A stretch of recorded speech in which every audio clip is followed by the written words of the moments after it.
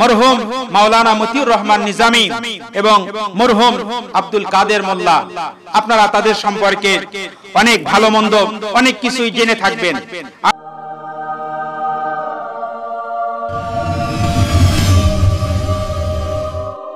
সম্মানিত মুসলমান ভাই এবং বোনেরা, অত্যন্ত দুঃখের সাথে একটি কথা আপনাদেরকে আমি আজকে জানাবো।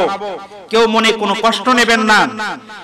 আমাদের দেশের অন্যতম দুইজন ইসলামী রাজনীতিবিদ মরহুম মাওলানা মতিউর রহমান নিজামী এবং মরহুম আব্দুল কাদের মোল্লা, আপনারা তাদের সম্পর্কে অনেক ভালো মন্দ অনেক কিছুই জেনে থাকবেন।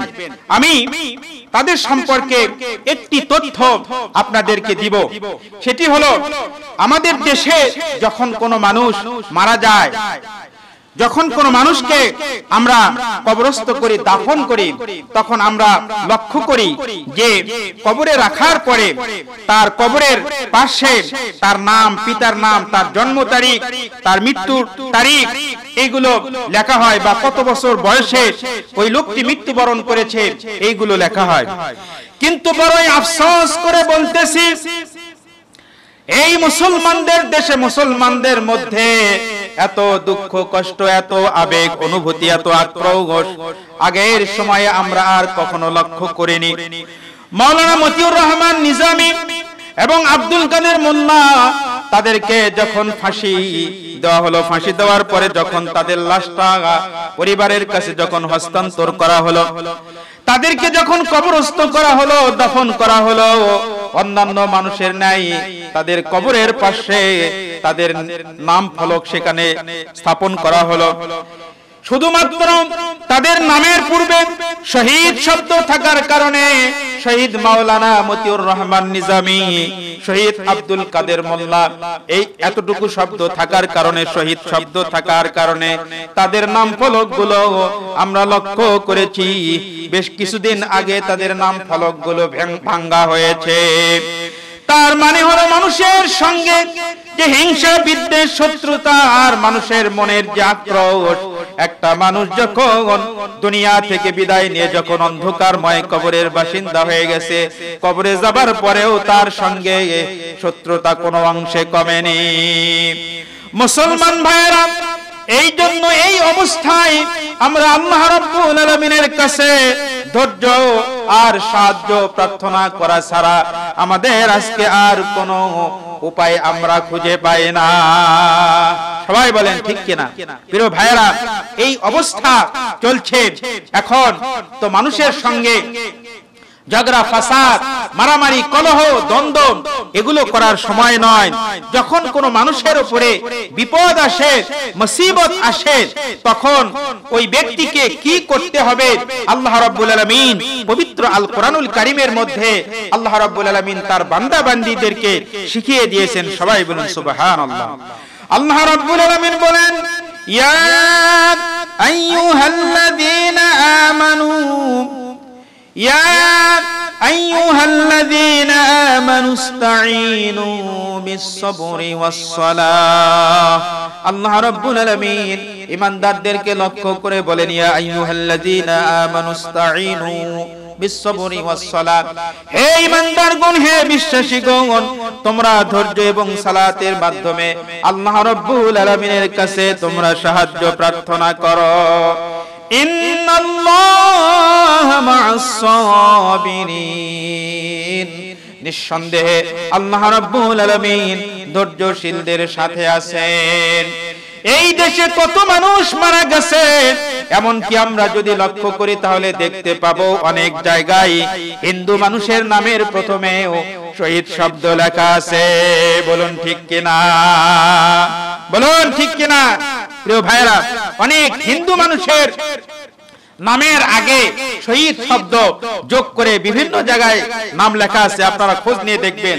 তাহলে একজন মুসলমান যখন দুনিয়া থেকে যখন বিদায় গ্রহণ করে, ইসলামের জন্য, দ্বীনের জন্য যারা সারা জীবন, যারা নিজেদের জীবনকে যারা উৎসর্গ করেছিল, যাদের স্বপ্ন ছিল বাংলাদেশের এই সবুজ ভূখণ্ডে যারা কালেমার পতাকা পথ করে উঠবে সেই দৃশ্য দেখা যাদের স্বপ্ন ছিল বাংলাদেশের রাজনীতি, বাংলাদেশের অর্থনীতি, বাংলাদেশের পররাষ্ট্রনীতি, বাংলাদেশের আইন সবকিছু কোরআন এবং সুন্নাহ মোতাবেক যেন পরিচালিত হয়, সেই স্বপ্নকে যারা লালন করেছে, সেই স্বপ্নকে বাস্তবায়ন করার জন্য নিজের জীবনকে যারা উৎসর্গ করেছে, আজকে তারা যখন কবরবাসী হয়ে গেছে, তাদের নামের প্রথমে শুধুমাত্র শহীদ শব্দ থাকার কারণে এই দেশের অনেক মানুষ সেটা গ্রহণ করতে পারেনি। সবাই বলেন নাউযুবিল্লাহ।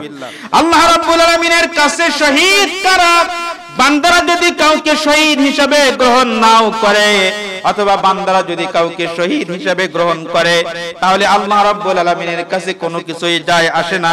প্রকৃতপক্ষে আল্লাহর কাছে শহীদ কারা? আল্লাহ রাব্বুল আলামিন আজ থেকে 1400 বছর আগে বান্দা বান্দীদেরকে আল্লাহ পাক তার নবীর মাধ্যমে জানিয়ে দিয়েছেন। আল্লাহ রাব্বুল আলামিন বলেন, ওয়ালা তাকুলু লিমান ইউকতালু ফি সাবিলিল্লাহি আমওয়াত। আল্লাহ রাব্বুল আলামিন বলেন, ওয়ালা তাকুলু, আর তোমরা বলো না, লিমান ইউকতালু ফি সাবিলিল্লাহি আমওয়াত, যারা আল্লাহর রাস্তায় যারা মৃত্যুবরণ করে, আল্লাহর রাস্তায় জীবনকে যারা উৎসর্গ করে, তাদেরকে তোমরা মৃত বলো না, তাদেরকে তোমরা মৃত বলো না। বাল আহইয়াউ ওয়ালাকিন লা তাশউরুন। আল্লাহ পাক বলেন, তারা মৃত নয়, তারা মৃত নয়, বরং তারা জীবিত, কিন্তু তোমরা তা বুঝতে পারো না। আল্লাহর রাস্তায় যারা জীবনকে উৎসর্গ করেছে, ইসলামী রাজনীতি করার কারণে, ইসলামী রাজনীতির সঙ্গে সম্পৃক্ত থাকার কারণে এই মানুষগুলো যখন দুনিয়া থেকে যখন বিদায় গ্রহণ করে অন্ধকারময় কবরের বাসিন্দা যখন হয়ে গেছে, দুনিয়ার সমস্ত মানুষ যদি তাদেরকে শহীদ হিসেবে যদি স্বীকার নাও করে, পরওয়ারদিগার আল্লাহ রাব্বুল আলামিন যদি তাদেরকে শহীদ হিসেবে যদি গ্রহণ করেন, তাহলে তাদের নাম প্লেটে, তাদের নাম ফলকে শহীদ শব্দ লেখা থাক আর না থাক, তাতে কোনো যায় আসে না। আল্লাহ রাব্বুল আলামিন তার বান্দা বান্দীদেরকে maaf করে দিতে পারেন। এই জন্য আল্লাহ রাব্বুল আলামিনের বান্দা বান্দি এই মাহফিলে যারা উপস্থিত হয়েছেন, তাদেরকে আমি বিনীত আহ্বান জানাবো, ভাই মনে কষ্ট নেবেন না, দুঃখ নেবেন না। আল্লাহর জমিনে আল্লাহর দ্বীনকে প্রতিষ্ঠিত করার জন্য আল্লাহর নবী রক্ত দিয়েছেন। আল্লাহর নবীর চাচা হযরতে হামজা রাদিয়াল্লাহু তাআলা আনহু বদরের যুদ্ধে তিনি শাহাদাত বরণ করেছিলেন। হামজা রাদিয়াল্লাহু তাআলা আনহুর বুকটা চিরে সেই দিয়েন তার কলিজাটাকে বের করা হয়েছিল। হিন্দা নামক একজন মহিলা তার কলিজাকে চর্বণ করেছিল, চিবিয়ে খেয়েছিল। তার নাক কাটা হয়েছিল, তার কান কাটা হয়েছিল, তার শরীরটাকে বিকলাঙ্গ করা হয়েছিল, কিন্তু আল্লাহ রাব্বুল আলামিন তার বান্দাকে পরিপূর্ণ শহীদ হিসেবে তিনি গ্রহণ করেছেন।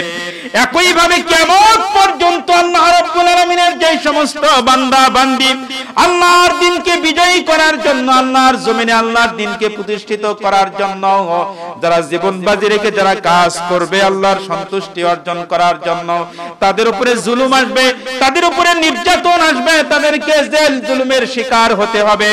প্রয়োজন হলে তাদেরকে ফাঁসির মঞ্চে উঠেও তাদেরকে হাসি মুখে এই শাস্তি তাদেরকে মাথা পেতে নিতে হবে।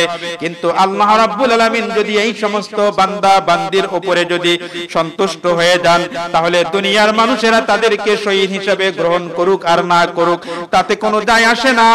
আল্লাহ পাক যদি সন্তুষ্ট থাকেন, তাহলে তারা বিনা হিসাবে আল্লাহ রাব্বুল আলামিনের জান্নাতে তারা প্রবেশ করবে। সবাই বলেন সুবহানাল্লাহ।